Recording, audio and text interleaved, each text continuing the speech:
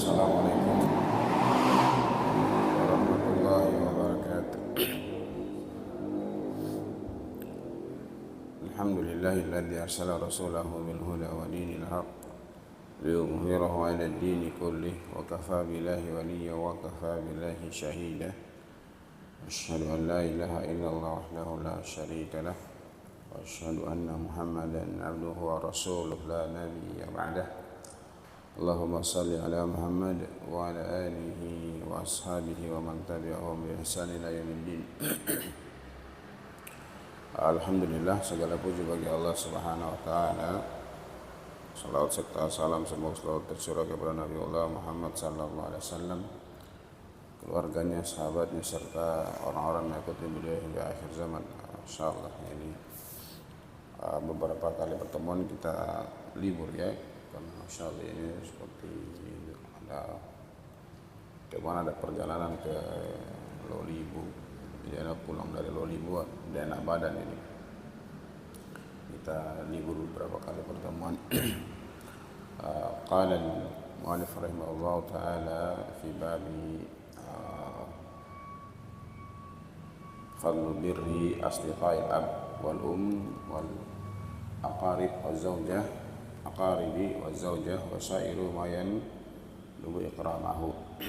Jadi rahimahullah ta'ala menulis sebuah bab keutamaan berbuat baik kepada asdiqaul ab, kawan-kawan bapak. Masyaallah ini. Jadi bahkan bukan kawan-kawan kita saja, kawan-kawan bapak kita. Ini kita diperintahkan untuk ini berbuat baik kepada mereka, pastikan almarhum juga kawan-kawan ibu wa aqaribihi,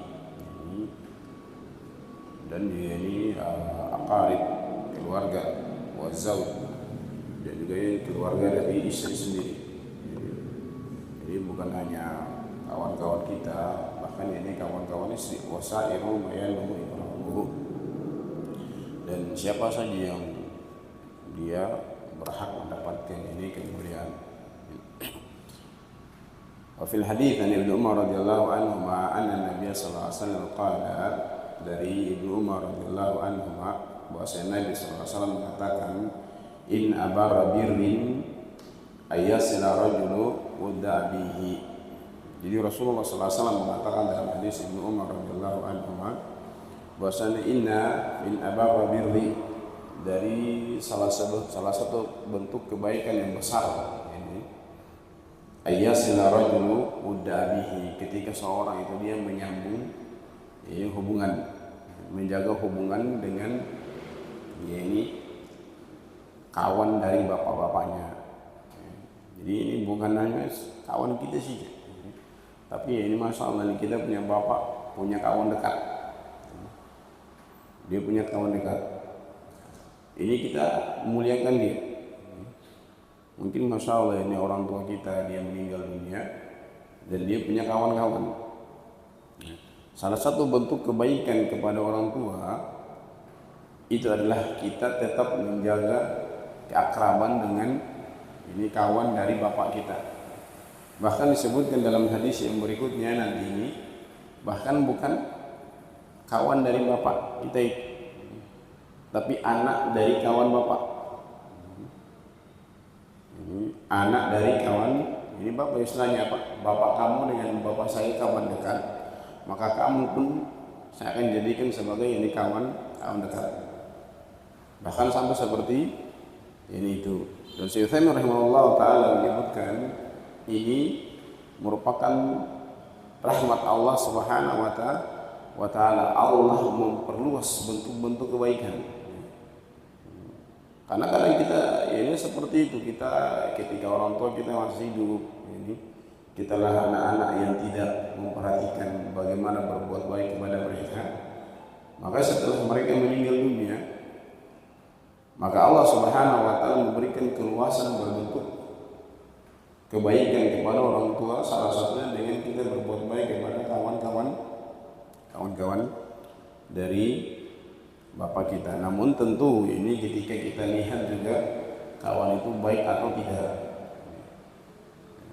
Kalau disebutkan tentang perkara ini berhubungan dengan Ibnu Umar, dengan Umar bin Khattab. Umar bin Khattab, jadi kita tahu siapa orang yang sangat tegas dalam hal kebaikan. Berarti ketika Umar bin Khattab berkawan dengan seorang, menunjukkan orang itu memang betul-betul ini baik. Tapi kalau misalnya salah, ini kawan bapak kita adalah dulu orang-orang yang mereka orang yang bersama-sama dalam hal keburukan, lalu kita mau berkawan dengan mereka, maka tentu tidak. Ya, maka tentu ya ini tidak. Karena kembali kepada hadis Rasulullah SAW, al-ma'uma dini khalilihi. Seorang itu sesuai dengan agama kawannya. Ketika kita lihat kawan bapak kita adalah orang yang baik, lalu dia punya anak-anak di situ, maka masalah ini yang dulu mungkin mereka saling tolong menolong, maka tentu ini kita sambung dia. Kita tetap berbuat baik kepada dia. Kita tetap berbuat baik kepada ini dia. Kadang kalau kita sekarang masalah, jangankan ini anak dari bapak kita, kadang kawan dekat bapak kita misalnya kita sudah selesai. Bahkan mungkin orang yang dekat dengan bapak kita dalam keadaan mereka masih hidup, mereka berjalan di hadapan kita, jadi kita tidak ada rasa hormat sama sekali. Makanya kenapa sampai disyariatkan itu salam, sampai disyariatkan itu menyebarkan ini salam. Kita ketemu dengan orang siapapun yang kita kenal, kita ya ini sebarkan salam.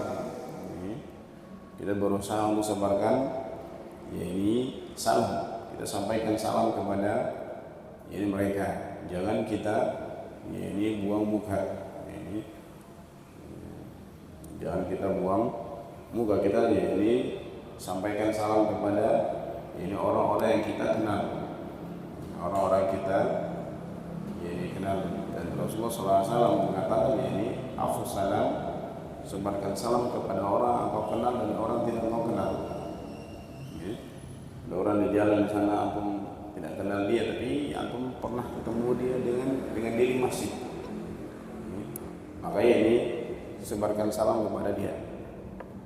Dan menyebarkan salam ini salah satu ciri dari penghuni surga.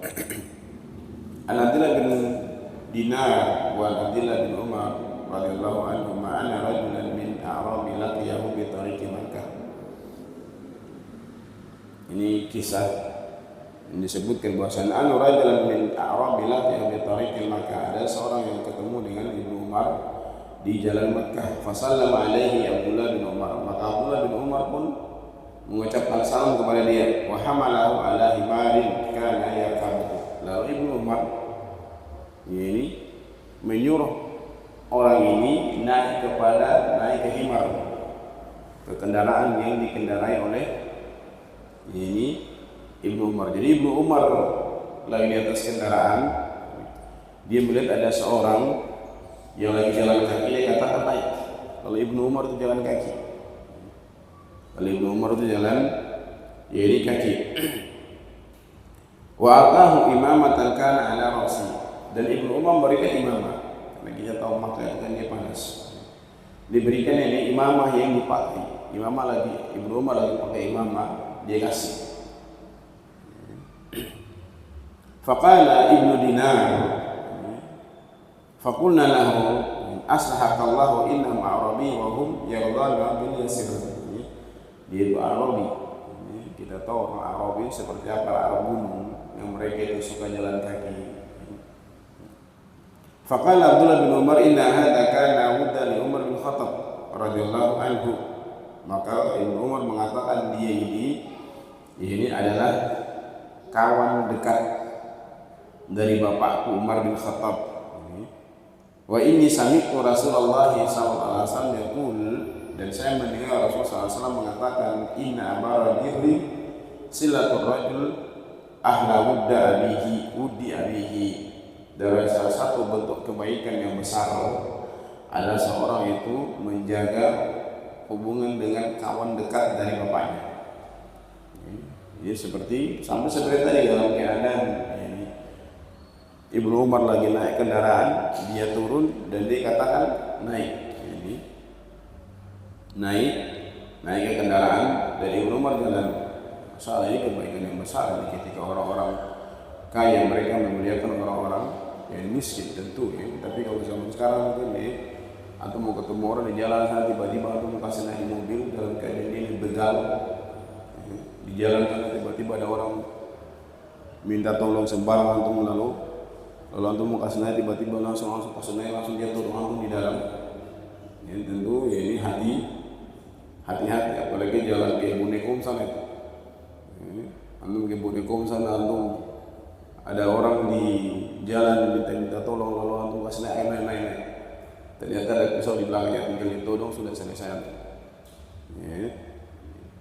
Makanya dikatakan orang yang antum kenal jangan antum saya mau tolong, pokoknya saya mau tolong semua orang siapapun saya kasih naik di mobil sampai di dalam antum ditolong ya. Karena sekarang ini Masya Allah ini ya, seperti itu.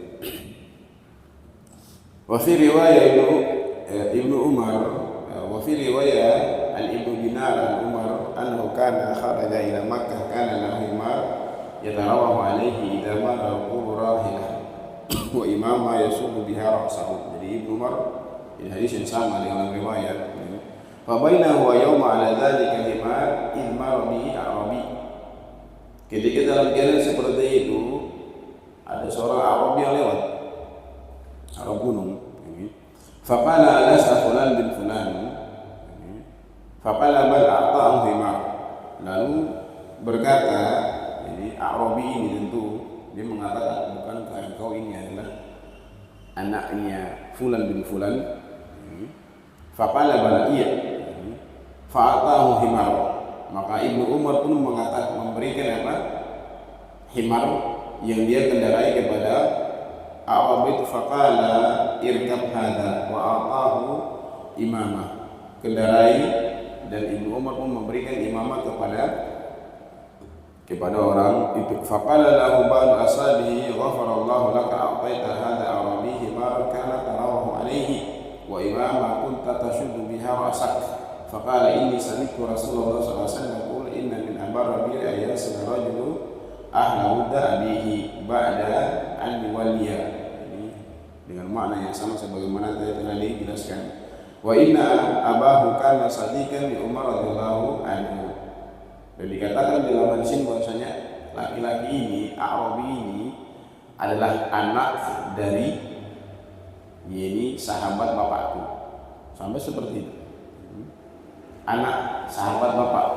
Jauh ya. Jauh.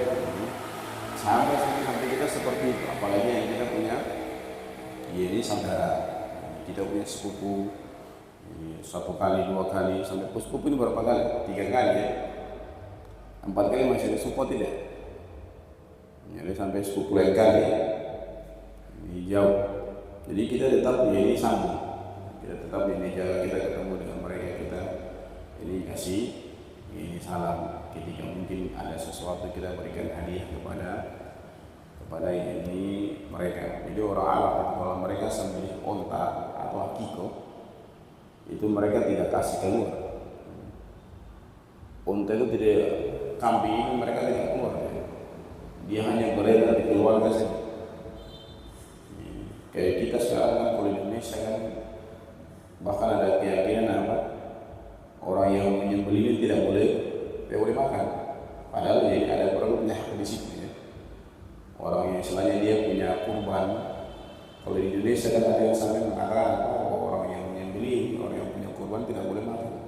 Kalau di sana itu di Arab Yaman itu mereka akiko itu atau mereka kurban itu, hari kurban itu kita tidak pernah lihat ada kurban itu mau berderet di masjid, kecuali akhir-akhir dari kehidupan dari Syekh Abdurrahman rahimahullah, karena beliau mau melihat orang Indonesia di sana mau ada sama, karena kan Syekh Abdurrahman kan beliau ada darah Indonesia ya. Syekh Abdurrahman itu beliau ada darah Indonesia. Masya Allah, ini ibunya itu orang Cilacap, orang Indonesia asli. Orang Cilacap di sana kan banyak orang Arab. Ya, yang nanti misalnya nanti ada kakak beliau atau adik beliau nanti yang datang Syekh Abdullah Al-Mar'i, kan beliau akan jadi Syekh Abdurrahman sama Syekh Abdullah sama-sama jadi Syekh besar. Adiknya, insya Allah adiknya yang kemarin meninggal ditembak, yang waktu ada di sana, dan kakaknya yang insya Allah nanti akan datang ini punya darah Indonesia. Jadi beliau ingin kebiasaan di Indonesia, orang-orang Indonesia sudah biasa mereka makan daging banyak ketika Idul Adha. Jadi beliau di sana tuh menyembelih 1 ekor sapi, misalnya ada 1 ekor sapi yang untuk makan santri-santri di Indonesia dan yang lainnya. Tapi kalau biasanya masalah ini yang mereka sembelih itu hanya berjalan di keluarga mereka, karena memang mereka tahu arti dari kebaikan yang paling besar itu kepada keluarga, sebagaimana hadis-hadis yang telah kita lewat. Jadi kambing yang mereka sembelih itu hanya berjalan di keluarga satu kali semua, jadi seperti ini itu. Tapi kadang juga kita diundang, kadang kita diundang untuk makan akikohan khusus ini santri-santri. Kita masuk hadis yang berikutnya. An Abi Usaid ini bidomi Hamzah fathah shin, qala Malik bin Rabi'ah As-Sa'idi radhiyallahu anhu qala bainama nahnu julusun inda Rasulullah sallallahu alaihi wasallam idja'ahu rajulun min Bani Salamah. Jadi para sahabat ini mereka suka duduk dengan Rasulullah. Mereka senang sekali duduk dengan Rasulullah. Bahkan di sebuah hadis itu ketika Rasulullah SAW jalan di sebuah tempat, mereka ikut rame-rame di belakang. Ikut rame-rame di belakang. Ini mau mendapatkan sesuatu faedah. Jadi mereka itu suka duduk dengan Rasulullah SAW. Pada suatu hari ketika mereka sedang duduk dengan Rasulullah SAW, ini idja'ah rajulun, datang seorang laki-laki min Bani Salamah, dari sebuah kabilah min Bani Salamah. Faqala ya Rasulullah, hal baqiya min al-birri abawiyan syai'un abarruhuma bi ba'da mautihima. Wahai Rasulullah, apakah masih ada sisa dari bentuk-bentuk kebaikan kepada orang tua ketika mereka telah meninggal dunia? Faqala na'am. Jadi Rasulullah SAW mengatakan iya. Jadi ketika orang tua kita meninggal dunia, masih ada bentuk kita berbuat baik kepada mereka. Salah satunya tadi kita menyambung, menjaga hubungan dengan kawan-kawan bapak. Ini bentuk kebaikan kepada mereka. Dan ada yang lain, faqala na'am. Hadis ini dari segi sanad dia itu dhaif, dari segi sanad dia dhaif, namun dari segi makna hadis dia sahih. Jadi kadang ada hadis-hadis yang disitu dia dari segi sanad dia itu dhaif, tapi maknanya dia itu ini sahih. Karena dia dalam bentuk nasihat-nasihat, karena nasihat-nasihat ini seperti itu. Walaupun ini para ulama mengatakan bahwasanya cukupkan dirimu dengan hadis-hadis yang sahih dari hadis-hadis yang dhaif, walaupun dia itu dalam bentuk nasihat, tapi masalah ini kita baca. Faqala na'am as-salatu alaihima. As-salatu di sini bukan salat untuk keduanya, tapi apa? Doa. Karena salat ini dari segi bahasa dia artinya doa. As-salatu alaihima. Jadi orang tua kita ketika kita meninggal dunia, bentuk kebaikan kita kepada mereka adalah doa. Adalah doa. Jadi kita selalu mendoakan mereka. Jangan pernah kita lupa. Jangan pernah kita lupa. Apapun ketika kita berdoa, jangan kita lupa doa kepada kedua orang tua. Ketika kita ingat, kita doakan. Ketika kita ingat, kita doakan. Karena mereka di akhirat sana itu sedang menunggu-nunggu doa kita. Mereka selalu menunggu doa-doa dari kita. Karena ini bentuk kebaikan kepada mereka. Di samping kita berbuat baik, tentu doa itu lebih bermanfaat.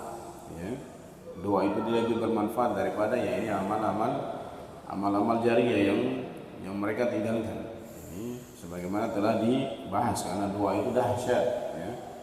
Apalagi ya ini doa yang diajarkan oleh Allah Subhanahu wa taala, wa qur rabbirhamhuma kama rabbayani shaghira. Ini dan katakan, Allah katakan wa qur rabbirhamhuma, wahai Allah, ini rahmati, sayangi mereka berdua sebagaimana mereka menyayangi saya ketika saya masih kecil. Ini doa yang sangat dahsyat, itu diberikan kepada orang tua. Faqala nam as-salatu alaihima, ini mendoakan mereka berdua sebagaimana ya ini hadis-hadis yang menjelaskan bahwasanya makna dari sholat di sini bukan kita sholat, tapi apa, kita mendoakan mereka. Wastighfaru lahuma, kita memohon ampun ini untuk mereka berdua.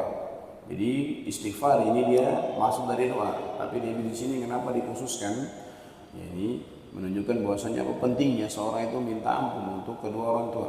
Ya Allah, ampunilah dosa-dosa kedua orang ini tua. Jadi kita doakan kebaikan untuk mereka dalam bentuk ya ini diluaskan, mendapatkan ini keringanan, ini mendapatkan kebaikan-kebaikan di dalam kubur sana. Juga kita mendoakan ya ini ampunan untuk ya ini mereka, dikhususkan ya. Wastighfaru lahuma wa infadhu ahdihima, menunaikan utang-utang mereka. Ya, pada anak-anak ini insyaallah, dan ini banyak ya. Anak-anak ini insyaallah ini kadang kita kasihan dengan orang tua yang dia mati-matian berkorban untuk anaknya, tapi setelah dia meninggal dunia selesai, dia dilupakan begitu saja. Dilupakan begitu ini saja, padahal masalah sampai kadang tidak sholat, sampai kadang ya ini compang-camping, dia punya pakaian tidak terurus, ya. Semua diberikan untuk anaknya. Setelah itu, setelah dia meninggal dunia, masya Allah ya. Jangankan mau mendoakan orang tuanya, dia saja dia lupa, dia tidak sholat. Kadang kita heran anak-anak seperti itu. Orang tuanya sudah berbuat baik sampai masya Allah, tapi ketika bulan puasa pun kadang kita tidak lihat dia sholat. Kita heran, kamu mau bagaimana mau mendoakan orang tuamu dalam kamu sholat saja kamu tidak sholat? Bagaimana bisa kamu mendoakan orang tuamu sholat saja kamu tidak sholat? Ini anak-anak yang masya Allah ini. Jadi ketika orang tua sudah meninggal dunia, itu kita cari, kita mungkin ketemu dengan kawannya, kita tanya ada utangnya, ada janjinya, ada ini yang kita berusaha untuk tunaikan, kita selesaikan. Kadang anak-anak ini sudah orang tuanya berutang untuk dia punya sekolah, untuk sekolah anaknya ini, bukan untuk kepentingan pribadi dari orang tua. Tapi kadang anak seperti itu, anak-anak yang tidak tahu diri, orang anak-anak yang durhaka itu seperti itu. Orang tua meninggal sudah selesai. Karena masya Allah kadang seperti itu, banyak juga subhat ya. Orang-orang beranggapan bahwasanya apa, saya sudah berbuat baik habis-habisan, mati-matian ketika merayakan hari dari orang tua itu. Makanya seperti itu ya, ini Rasulullah SAW para ulama mengatakan tidaklah muncul sebuah bid'ah kecuali akan dia mematikan kebaikan-kebaikan yang lain. Tidaklah mencuat sebuah bid'ah itu kecuali dia akan mematikan sunnah-sunnah, kebaikan-kebaikan yang lain. Jadi seperti itu.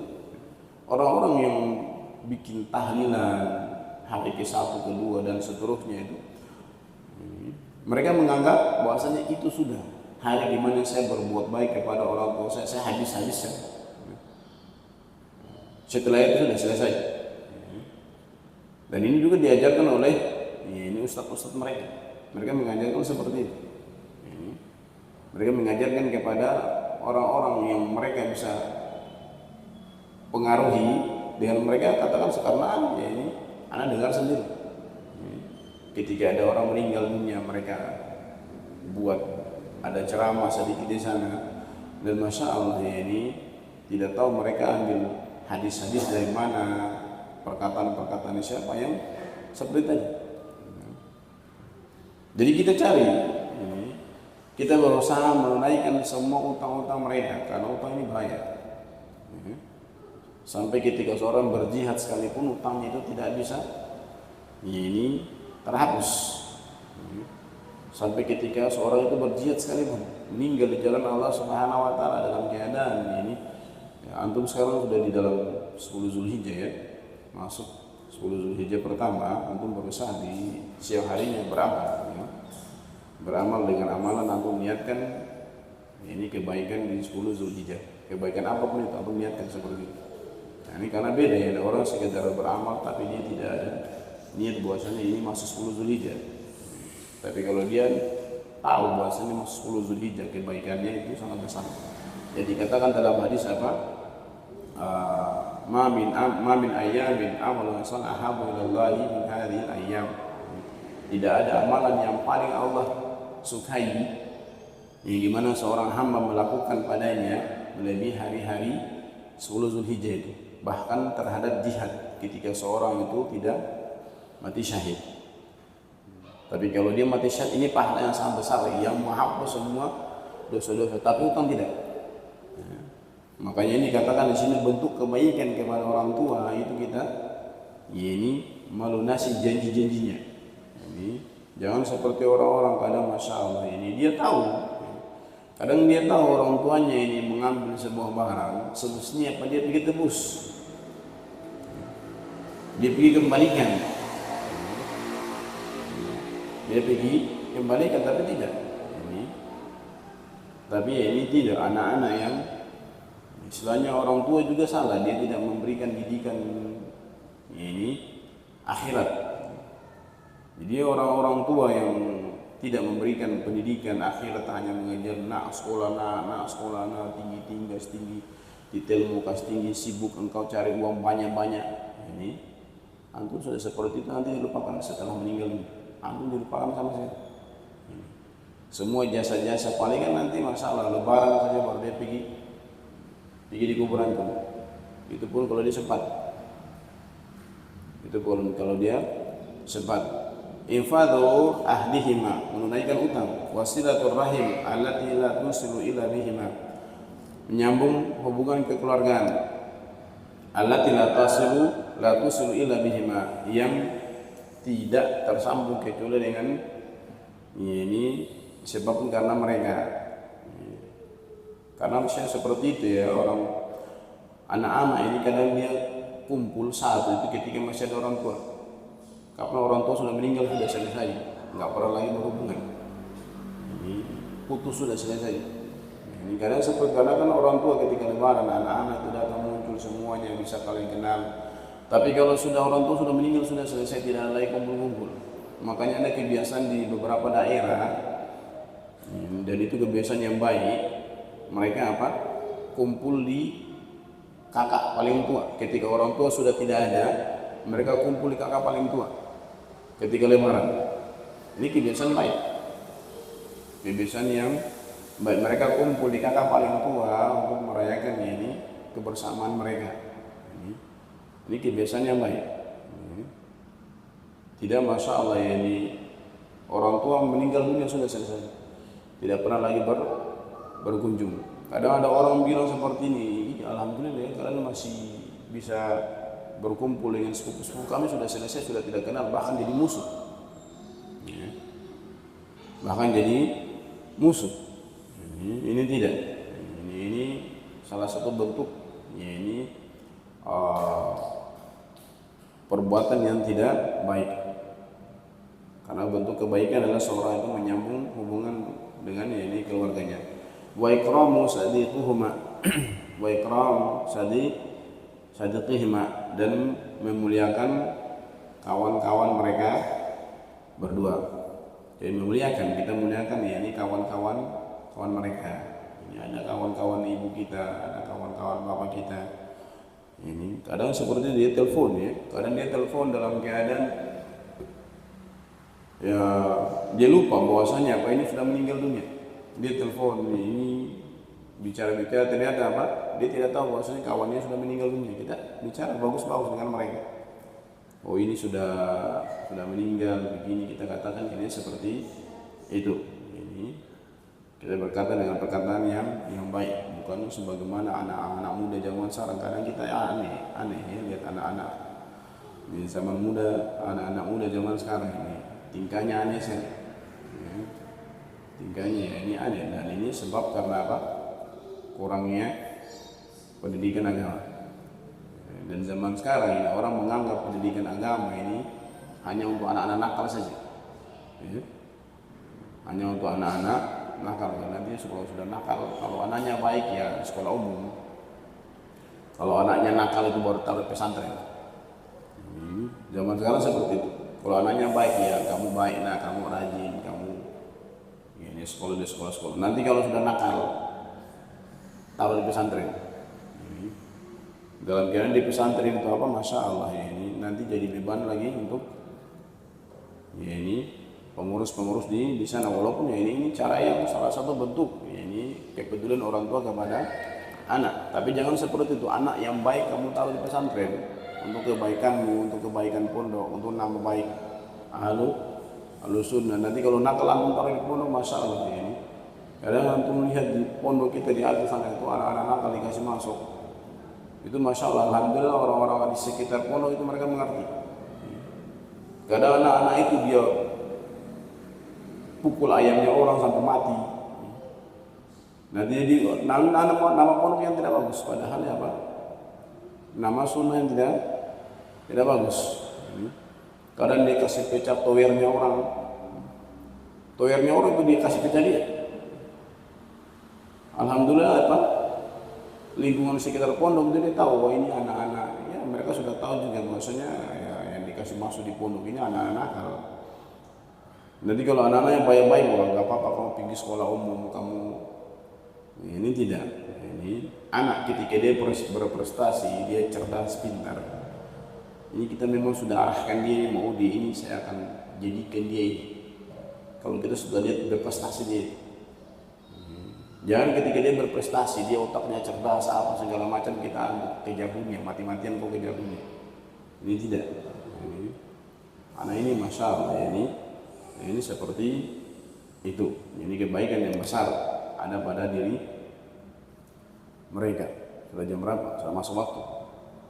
Masuk waktu ya, kita tanya jawab. Ini kalau ada yang bertanya persilakan.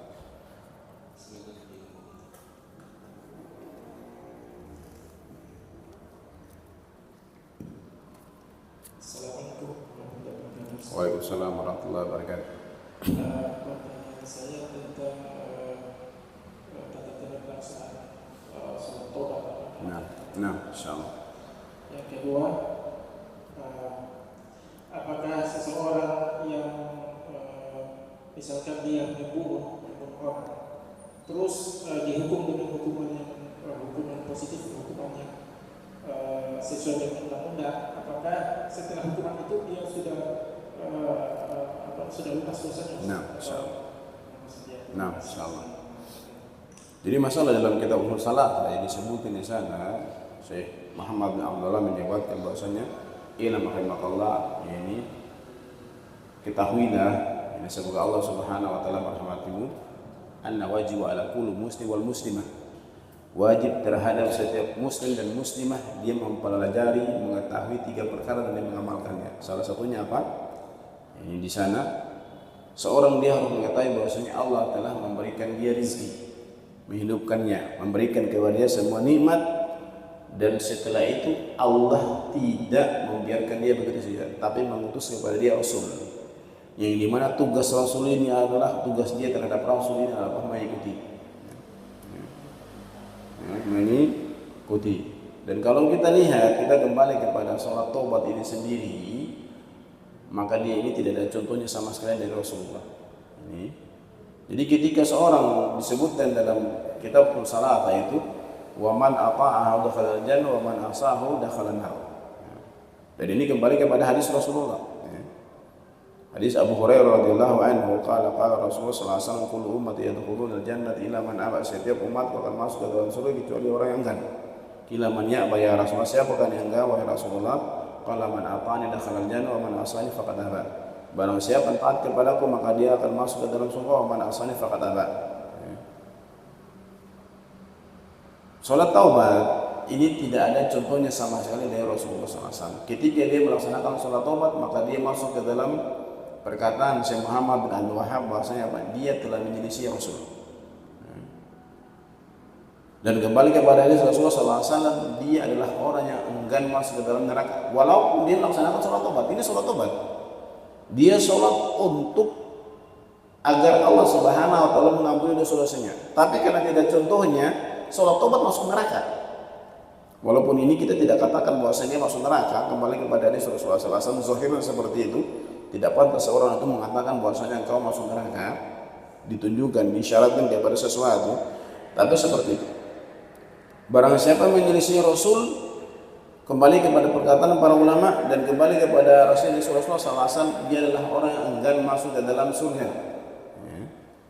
Dan sholat taubat ini tidak ada contohnya sama sekali. Jadi orang yang capek-capek melaksanakan ibadah, lalu ternyata ibadah tidak ada contohnya dari Rasulullah, dia sudah capek jatuh ke dalam dosa yang sangat besar, ini bid'ah, dan dia telah dikatakan menyelisih Rasul.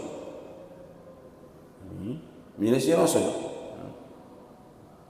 Maka sangat penting bagi kita ketika kita melakukan semua amalan ini, kita harus tahu amalan ini sesuai dengan sunnah atau tidak.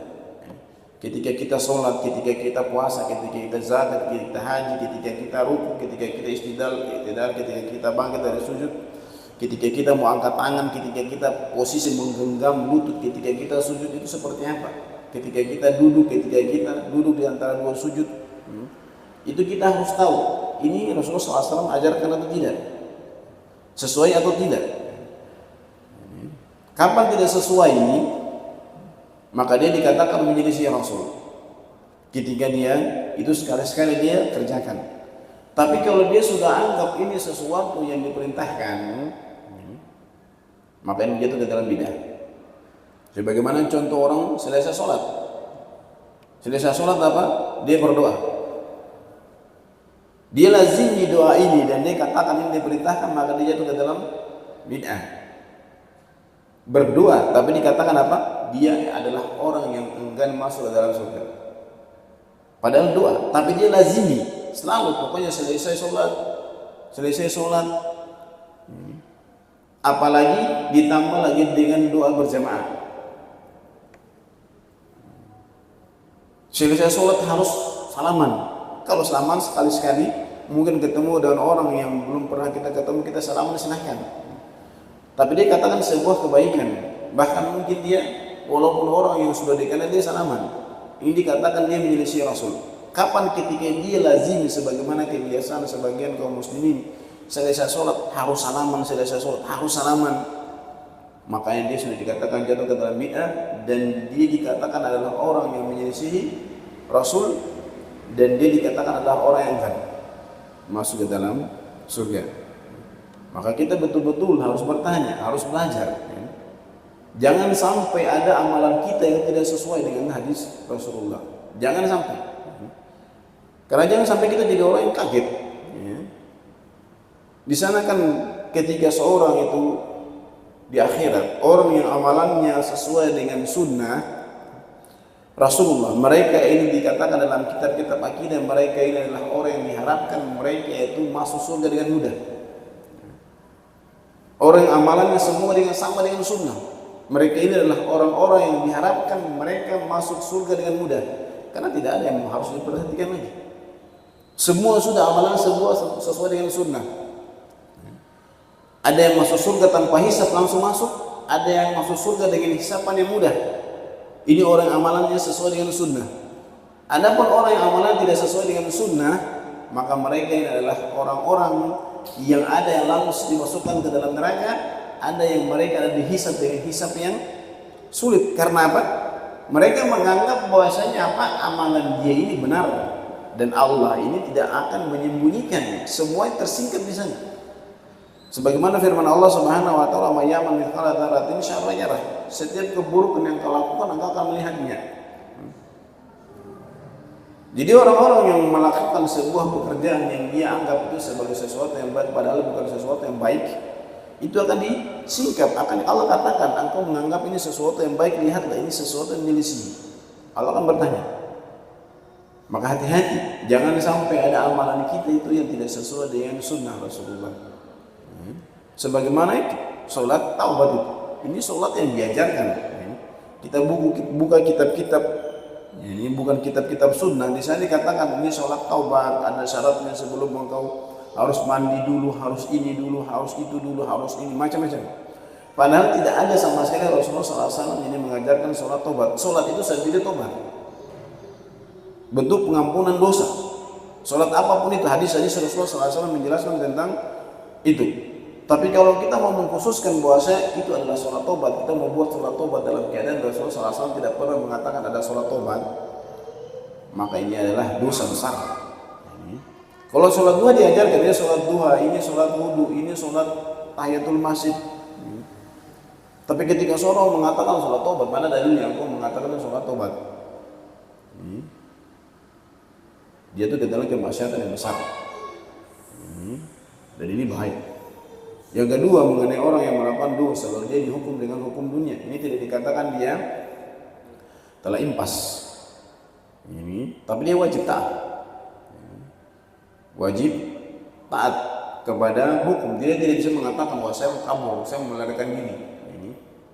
Tidak, dia harus menyerahkan diri karena harus taat kepada pemerintah. Tapi tidak dikatakan bahwasanya dia impas, karena hukum itu hanya impas dengan apa yang telah ditentukan oleh Allah Subhanahu wa taala. Tapi nanti kalau seandainya panjang waktu berlalu, setelah itu baru syariat Islam diterima dan ditegakkan, dia tidak perlu datang lagi mengatakan bahwasanya saya dulu 5 tahun yang lalu saya pernah membunuh, tegakkan kisah kepada saya, tidak. Karena apa? Bisa jadi dia sudah diampuni oleh Allah. 5 tahun yang lalu, 10 tahun yang lalu dia pernah mencuri. Ketika syariat Islam ditegakkan, dia katakan ini saya dulu pernah mencuri, potong tangan saya. Ini tidak perlu, karena apa? Bisa jadi dia sudah diampuni oleh Allah Subhanahu wa taala, sebagaimana hadis firman Allah Subhanahu wa taala menjelaskan tentang illal ladzina tabu min qabli an ayyaqdiru, kecuali orang-orang telah bertobat sebelum kami menguasai dia. Kami menangkap dia. Dia seperti itu. Jadi orang yang masuk penjara tidak dikatakan dia telah impas. Tapi dengan masuk penjaranya ini lebih baik daripada dia tidak masuk penjara. Karena ketika dalam penjara, apalagi kalau penjara di Indonesia ada musolanya, antum bisa banyak-banyak puasa sunnah di sana, bisa tidak. Karena Indonesia alhamdulillah ya, dalam penjara ada masjid. Antum bisa banyak-banyak menghafal di sana. Bahkan ada orang yang keluar dari penjara jadi hafiz dia. Keluar penjara hafiz. Bayangkan kalau antum penjara sana 10 tahun. 10 tahun itu antum 1 bulan, 1 tahun saja 2 juz itu bisa selesai.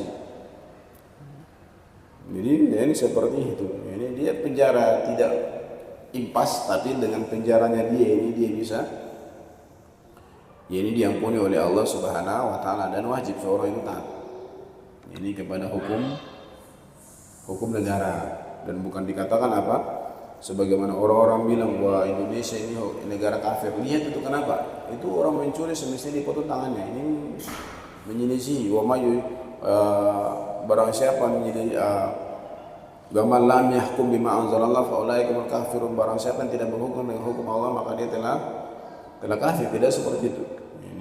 Ini orang-orang ini hururiyun, ini orang-orang khawarij, pemberontak. Ini yang mengkafirkan semua, ini tanpa pandang, ini tanpa pertimbangan, tanpa lihat kepada hukum. Dalam keadaan di dalam Al-Quran juga ada ketentuan seperti itu. Orang berselisih dipanggil hakim untuk menentukan apakah ini berarti Allah Subhanahu wa taala yang menentukan boleh berhukum dengan, berarti kita ini Allah Subhanahu wa taala memerintahkan kita untuk berhukum dengan ini selain hukum Allah Subhanahu wa taala. Iya, Allah yang perintahkan seperti ketika dalam keadaan tertentu. Ini seperti itu. Ada yang lain?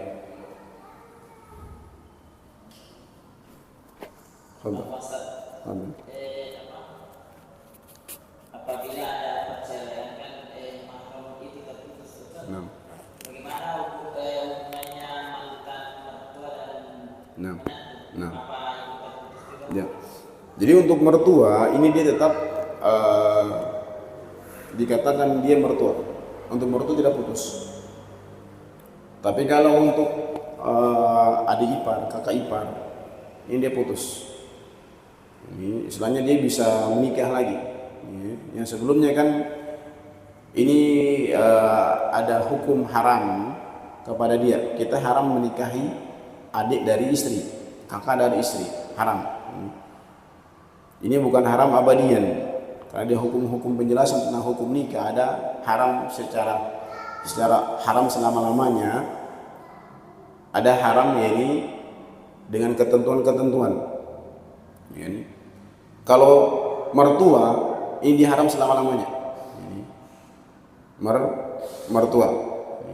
Adapun kalau misalnya adik dari istri, kakak dari istri, maka ini dia ketika kita bercerai dengan istri kita, maka kita bisa menikah dengan adiknya, bisa menikah dengan kaknya. Makanya di sana Rasulullah SAW ditanya tentang alhammu, qala ara'aita alhammu, qala alhammu al-maut. Bagaimana dengan ipar? Rasulullah SAW mengatakan ipar adalah kematian. Ketika kita memasukkan ipar ke dalam rumah kita, kita pikir wah ini kan adanya istri, ini kakaknya istri, ini kematian.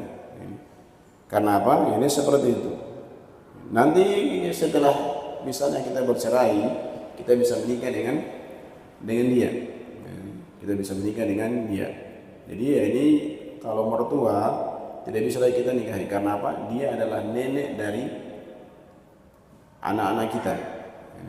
Sebenarnya ibu kita, jadi tetap dihukumnya ini mertua. Dihukumi mertua. Adapun ini adik-adiknya, ya ini maka ini kita bisa nikahi dia. Ini seperti itu. Ada lagi?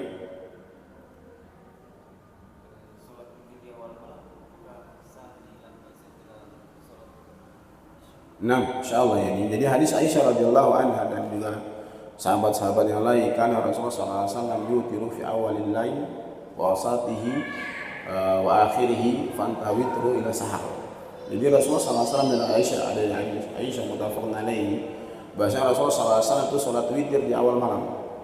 Awal malam ini selesai isya langsung kita sholat witir. Sebentar sholat isya kita berdiri langsung niatnya sholat witir. Sholat tahajud langsung witir, yang setelah itu kita tidur. Ini boleh. Boleh di pertengahan malam, boleh di akhir malam. Ini. Kalau orang bertanya mana yang afdal, afdalnya itu adalah secara umum adalah akhir malam. Namun kalau dia lihat kayaknya dia tidak bisa bangun malam nanti, maka afdalnya itu dia kerjakan di awal malam. Jadi boleh di awal malam, sebagaimana hadis kalau kita dengar dari masyarakat yang di lingkungan awam, mereka mengatakan bahwa sholat tahajud itu tidak boleh kecuali tidur dulu. Ini tidak, karena hadis Rasulullah SAW mengatakan tentang itu. Boleh sholat witir di awal malam. Awal malamnya selesai sholat isya. Bahkan Imam Ahmad berpendapat apa? Sholat maghrib sudah bisa. Selesai sholat maghrib mau sholat tahajud itu sudah bisa. Namun ala rajih apa? Sholat malam itu selesai sholat isya. Jadi kita misalnya selesai sholat isya sekarang, langsung kita sholat tahajud ditambah witir, ini bisa. Atau langsung kita witir saja. Ini sesuatu yang dibolehkan, karena hadisnya menyebutkan tentang itu. Namun secara afdal, secara umum adalah di akhir malam, sebagaimana hadis Rasulullah SAW muttafaqun alaih dari sahabat-sahabat yang lain. Ada lagi? Masuk waktu ya, insyaallah ya. Ini cukup saya tutup dengan doa kafaratul majlis. Subhanakallahumma rabbana bihamdik, asyhadu an la ilaha illa anta, astaghfiruka wa atubu ilaik. Assalamualaikum warahmatullahi wabarakatuh.